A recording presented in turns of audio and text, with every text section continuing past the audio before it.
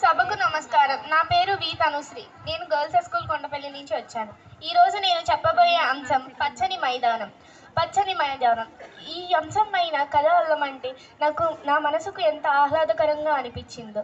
ఇప్పుడు మనం కథలోకి వచ్చేస్తే, అన్వేషిత అనే ఒక అమ్మాయి ఒకరోజు ఒక పని మీద బస్లో అలా ప్రయాణం చేస్తుంటే విండో సీట్లో నుంచి ఒక పచ్చని మైదానం చూస్తుంది. ఆ మైదానంలో పచ్చని చెట్లు, రంగురంగుల పువ్వులు, అందమైన సీతాకోకలను చూసి తనను తాను మైమరిచిపోయింది.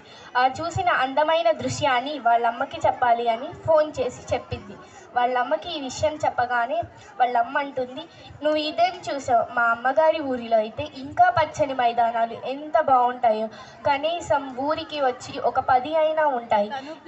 అంతకన్నా మంచి మైదానాలు ఎక్కడా ఉండవు నాకు తెలిసి అని వాళ్ళ అమ్మ అంటే, అన్వేషిత అంటుంది, అవునమ్మా, నేను అమ్మమ్మ గారి ఇంటి దగ్గర చూసినన్ని మంచి మైదానాలు ఎక్కడా చూడలేదు.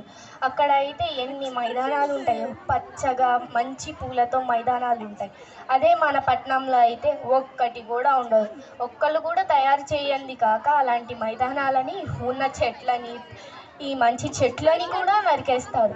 అదేంటో నాకు అర్థం కాదు. పల్లెటూరు అంటే చాలా మూఢనమ్మకాలు అలాంటివి ఉంటాయి అంటారు, కానీ అక్కడ ఉన్నంత పచ్చదనం మరి సిటీల్లో ఉన్నది ఏంటో నాకు అర్థం కాదు అని అన్వేషిత వాళ్ళ అమ్మతో అంటుంది. అయితే వాళ్ళ అమ్మ అంటుంది, అవును, మేము ఒక చెట్టులాగా ఎప్పుడు చూడలేదు. చెట్టుని దేవతలాగా కొలిచి పూజిస్తాం. చెట్లుని మాలో ఒకరిలా అనుకొని మంచిగా నీళ్లు పోస్తాం, వాటికి కావాల్సిన ఎరువులు వేస్తాం. ఎప్పుడు చెట్లు నరికే ప్రయత్నం అయితే నా చిన్నప్పుడు మాకు తెలిసిన వాళ్ళలో ఎవరూ చేయలేదు. ఎందుకంటే అది కూడా మనలాగా ఒక జీవే కదా అని అనుకున్నాం. కానీ ఈ పట్నం వాసులు ఉన్నారే, ఒక్కళ్ళు కూడా పెంచరు, ఇంకా నరికేస్తారు ఉన్న వాటిని కూడా. అదేమిటో నాకైతే. Thank you for this opportunity.